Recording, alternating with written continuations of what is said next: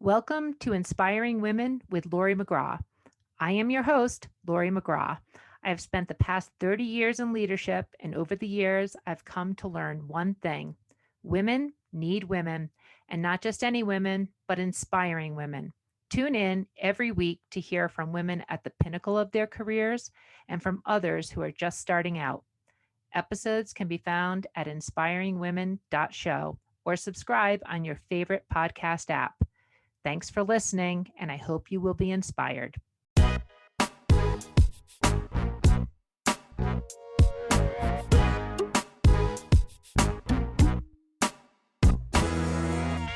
Today on Inspiring Women, we are talking with Meg Barron, who is the Vice President of Digital Health Innovations at the American Medical Association. And Meg has responsibility for driving a roadmap of initiatives in the area of innovation and digital health that support America's physicians. She works with physicians, she works with technology leaders, and she works with solution innovators across the healthcare spectrum. She's launched a number of important initiatives for the nation during her tenure at the AMA, things like the AMA's Healthier Nation Innovation Challenge. She's established the AMA Interaction Studio at Matter, the AMA Physician Innovation Network. And Meg is a sought after speaker. She speaks at a lot of the big tech conferences. She publishes her work in important forums like Health Affairs or Harvard Business Review, Nature Digital Medicine. She's on the advisory board of a number of HealthTech challenges. And she's also on the editorial board of an important digital magazine. Meg, we're really excited to be talking to you this morning. Thanks, Laurie. I'm really excited to be here. Thanks for having me. Well, great. Well, Meg, here on Inspiring Women, what we like to talk about is we'd like to talk to inspiring women like you. You know, you are accomplished, you are doing things in a tech space, which is really dominated by men, and you're making a difference there. So let's start. I gave a bit of your bio, but why don't you tell us what you're doing right now? What are you working on these days? Well, first, thank you. I'm flattered to be included in this group and in the podcast itself. As you said, I serve as Vice President for Digital Health Strategy at the American Medical Association. And really at the highest level, what we're focused on is improving the quality of digital health technologies. And that means a lot of things to a lot of different people, and it's a pretty wide umbrella. And also working to advance the adoption and optimization of evidence-based technologies, such as telehealth, remote patient monitoring, all with the end goal of better outcomes, right? And helping to really reduce burdens between the physician and patient relationship. So you've been at the AMA how long, Meg? How long have you been working in this area? It's been almost 12 years at the AMA, which is just seems wild to think about, but it's stunning. It's been in about 4 to 5 different roles. So it's been a really interesting journey and almost a management program of sorts if I think back on it. But there's just been a lot of steps along the way in the journey, which has gotten me to this place. Well, let's talk about that a little bit more. You know, from what you're doing right now, you've got your hands on a lot of innovative areas, and you get to work with innovators across, a pretty broad space, digital health, medicine. And so what you're doing right now, is this what you dreamed about? Is this where you wanted to be? How did you get here? Yeah, great question. So I'd say to first take a step back, my parents were both entrepreneurs or had small businesses, I should say. And I think that's really been embedded in my DNA since, a child. And really, most of my family have their own small businesses. So I've seen the pros and cons that come with that and the trade-offs and balances that also come along with that. I was actually really one of the first in my family to go work for an organization right out of college instead of starting a business myself. But with that, I think really has come a sense of entrepreneurship in all of the work that I do. I started my career at Smith Buckland Corporation, which is the world's largest association management company, working for business and healthcare clients. And really, they're set up more as an agency. And I had, various different clients and was juggling tasks and got a decent amount of responsibility at a pretty young age and had the ability to move up a few times while I was there, 2 or 3 times, and then went to Capgemini, a global consulting firm, working on consumer product goods and marketing and strategy for Capgemini. And then, came to AMA about 12 years ago and was in more of a marketing segmentation management capacity at the time, which really led into starting to develop different resources and products. And at the time, AMA then started creating a portfolio and product management team, which really started opening the door to a lot of these different health tech accelerator and incubator relationships, both for internal needs, but also in recognition that we wanted to ensure that physician and patient voices are being represented in all of these emerging and really proliferation of digital health technologies and solutions. So digital health really has been the natural progression for that. And there's no shortages of problems to tackle here.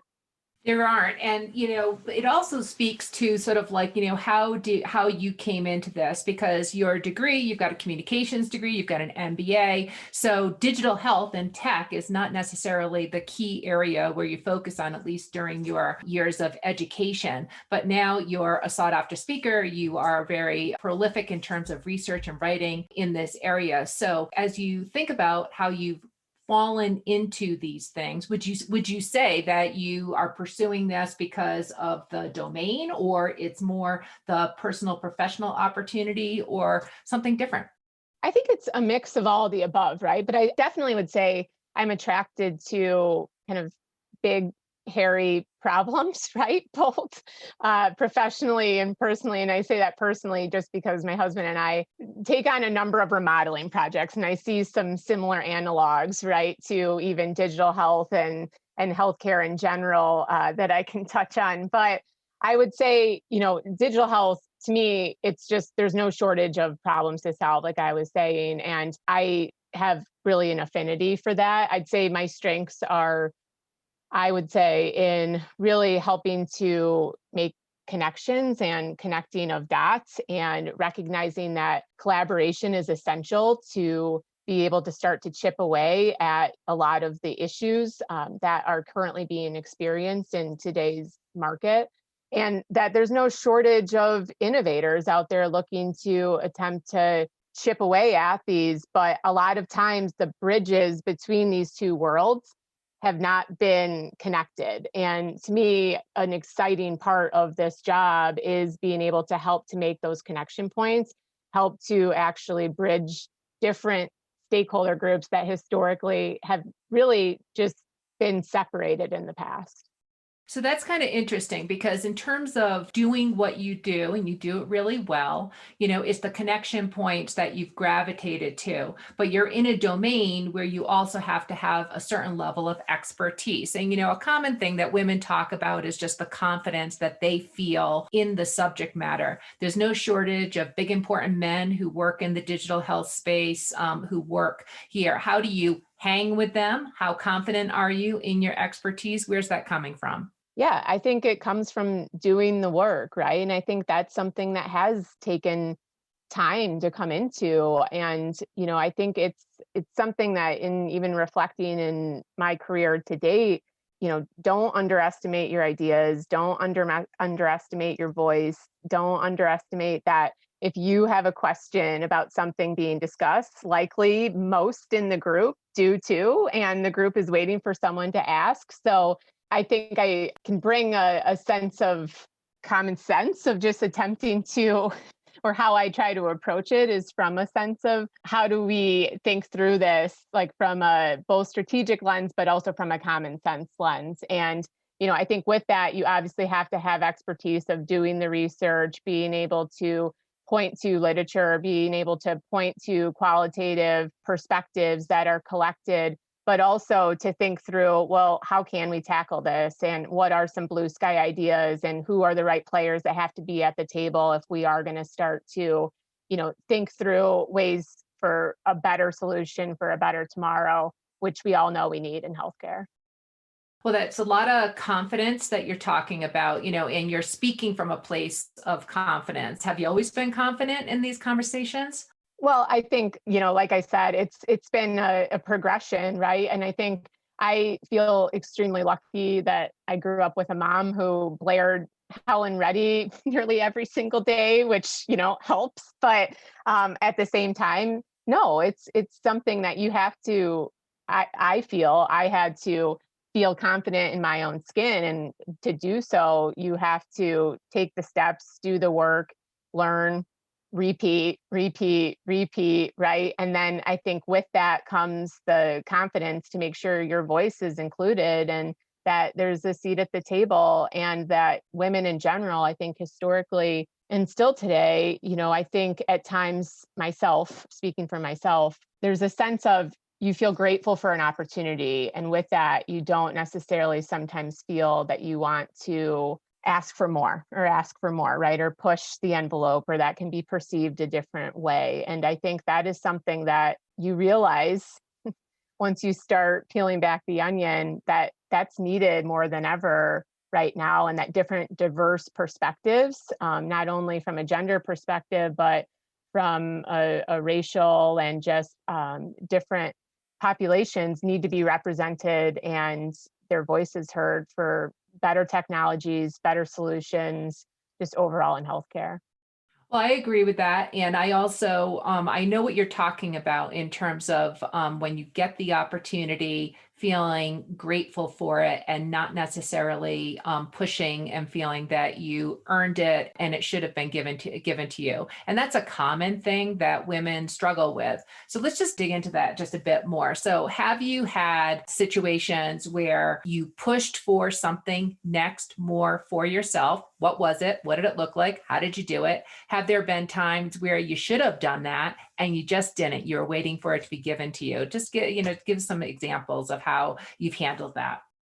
Yeah, I think my entire career has been a mix of push and pull. I think earlier on in my career, it was more sit back and wait, right? And I think it's been distilled in me that you do the work, right? And that good things will come from that, and that you have to follow your gut and be coming at your career, coming at anything that you're passionate about from an authentic lens.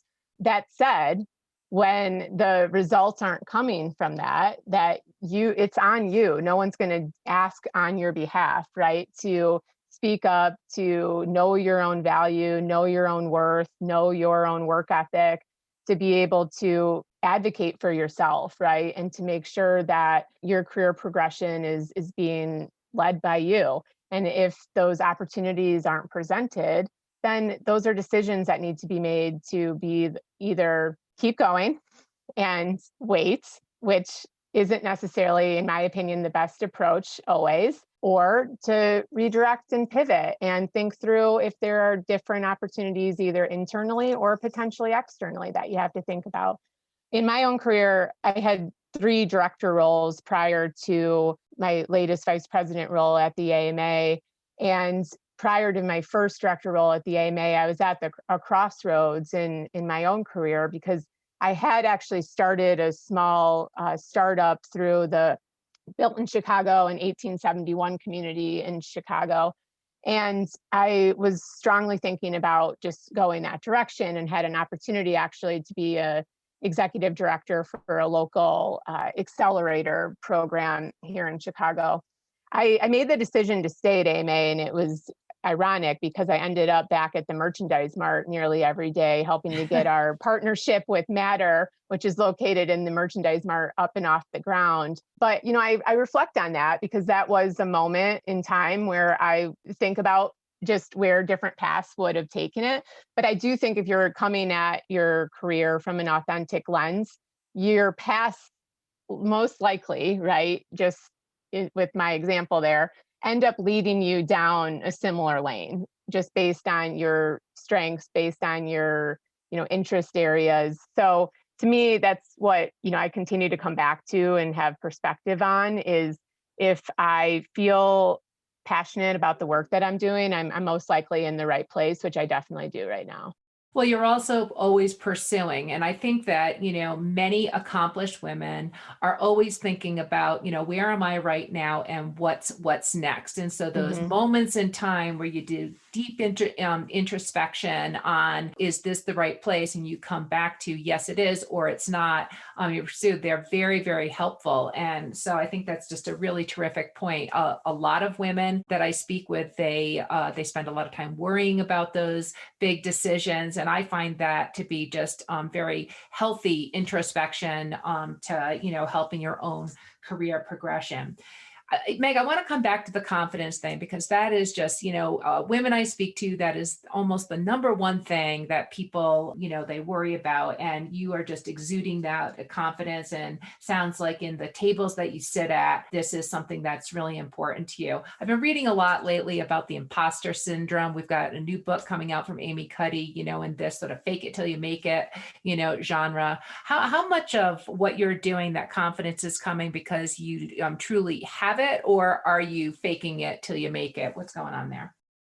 Well, I certainly hope that it's not, faking till I make it, but I definitely, I understand that concept. And actually there was a HBR article on this, I think just this past week, which was interesting, and saying that, even continuing to talk about imposter syndrome is kind of contributing to this issue in ways, right? In one hand, you need to talk about it. I'm sorry. No. I think it's really an important topic right now, because I think on one hand, like, you have to talk about it. And I think that it's not just women, it's, you hear about this too. And from a diversity standpoint, from, men as well, like, I think definitely, feel this, especially in different circles, but it's something that needs to get talked about. It's interesting, because I think that this just gets back to some of the original questions about just coming into your own skin and knowing your own value and your own worth. And again, the authenticity that is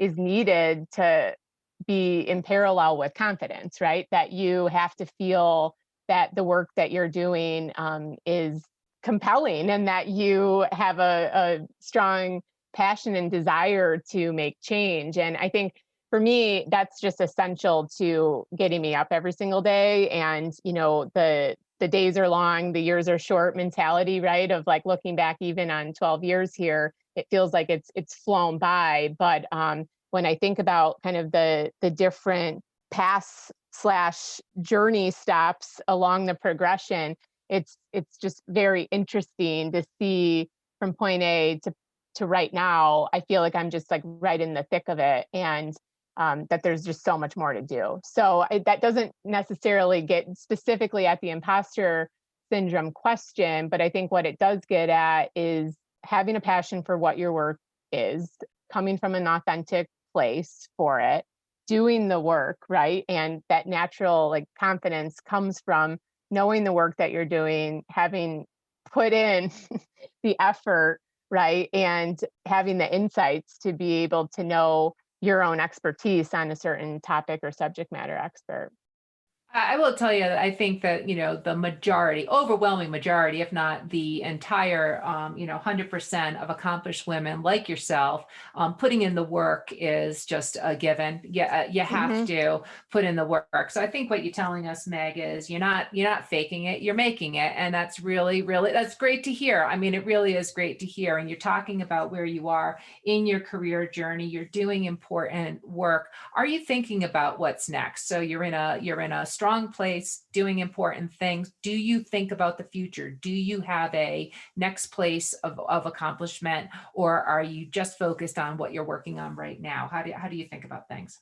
Well, and this is where, you've got a plan, right? But at the same time, especially with like this past year with COVID, it's best laid plans.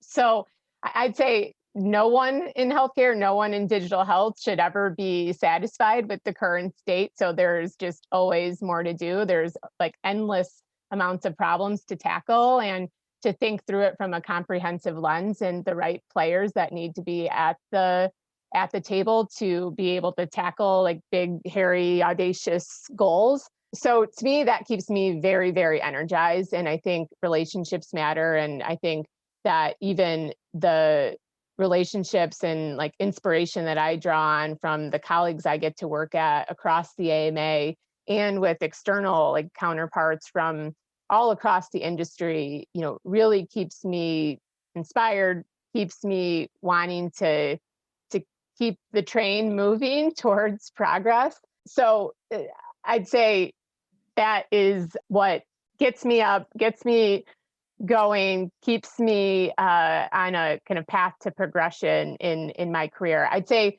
how that relates to title, how that relates to what's next from like a ladder perspective. I honestly can say I don't necessarily think about it as much from that lens, good or bad.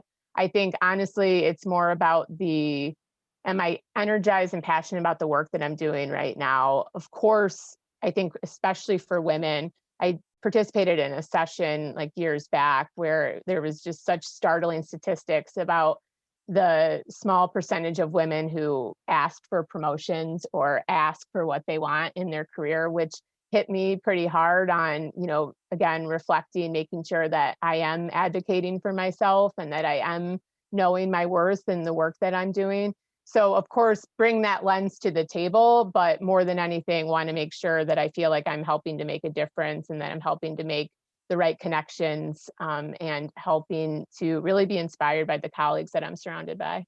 And it also sounds like impact matters. So the work needs to continue to energize you, and that sounds like it needs to be making a difference. So let's talk a little bit more, and then we'll close out on inspiring. And in terms of the mentors are just typically pretty important to accomplished women like yourself. Have you had mentors? You mentioned your mom. Have there been others? How did that help you?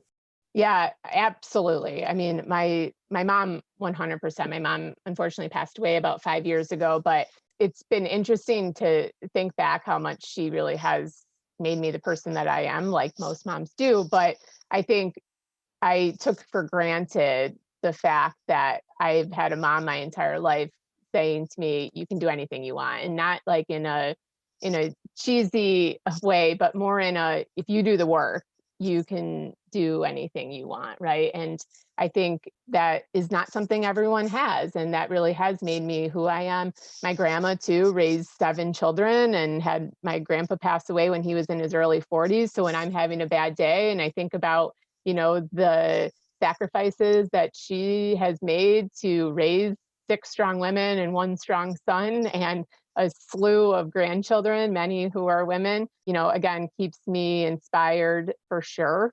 And also makes me think, what am I complaining about? Right. But again, that balance of knowing your worth and making sure you're speaking up for yourself, but also having a sense of gratitude for where you're at.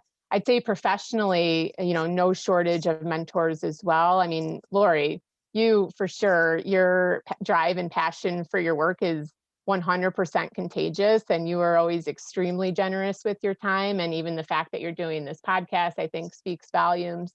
I think Dr. Modena Wilson, Julie Gill, Denise Haggerty, who's our CFO, all have had an impact on my career. I think the work Dr. Aletha Maybank in our Center for Health Equity right now, I'm inspired by that daily, really. I mean, the expertise, again, collaborations, and really more than anything, the amplification of the needs right now for health equity in healthcare is absolutely essential. And then last but not least, I mean, I've been extremely lucky to have amazing male mentors as well. So Dr. Michael Hodgkins, Michael Tuddy, who I work for right now, who's our group vice president of physician satisfaction and practice sustainability, all have made impacts on my career. And again, I feel grateful that the mentors have also often been managers in my life or people that I have been able to have a very close working relationship with. And at the same time, there are others that I've learned more so by observing the way that they've approached their careers, where they likely don't even know that they've been mentors to me. But again, their leadership by example has really meant a lot. Well, those things really matter, and Meg, I'm really sorry about your mom. I mean, but the number again of inspiring women that I know, like yourself, that they come from family support and strong mothers. It is a often theme, and I'm sure it's really difficult, to have that loss. But that's also a long list of additional folks that are there. I'm glad to be included in the list, of course, but there are many, many people there. But you are inspiring, and I am inspired by you, Meg. And so as we close out today, I just, what is your advice for younger women who are starting out in their careers that you just like to give them some advice? Yeah, I would say it's hard to think about this without, again, having it come off like a cheesy eagle soaring in the sky poster, Yeah, don't be cheesy. Give some real advice. But Good really, advice. it's follow your gut and have authenticity about what you're doing. And I think that's hard to steer you in the wrong direction, right? And that can also often be difficult, like conversations with yourself. But again, that's often not going to lead you astray if you really, keep coming back to that. I think have perspective. You can often get really sucked in to work, and that's both good and bad. But you also have to continue to come back to what motivates you, what your family, your friends, etc., and other passions to help balance out your creativity and what makes you different or sets you apart in your career. And I like a quote that actually came from Meryl Streep, but she says, what makes you different or weird, that's your strength. And I do think that is really important to keep in mind, that authenticity, that little voice in your gut that tells you like, I feel like I'm doing my best work, being my best self in this situation. Keeping yourself grounded in that is incredibly important. I think that is great advice, and I'm really glad that you shared it with everyone. Meg, this has been a great conversation. I really appreciate you taking the time to speak to us on inspiring women, and you can find more inspiring women talks like with Meg Barron, Vice President at the American Medical Association, on the Inspiring Women website. Meg, where can people find you? On LinkedIn is probably best. So it's just Meg, Barron, on LinkedIn, and look forward to connecting. Meg, it's been great talking with you today. Thank you so much. Thanks, Laurie. This has been an episode of Inspiring Women with Laurie McGraw. Please subscribe, rate, and review. We are produced by Kate Cruz at Executive Podcast Solutions. More episodes can be found on inspiringwomen.show. I am Laurie McGraw, and thank you for listening.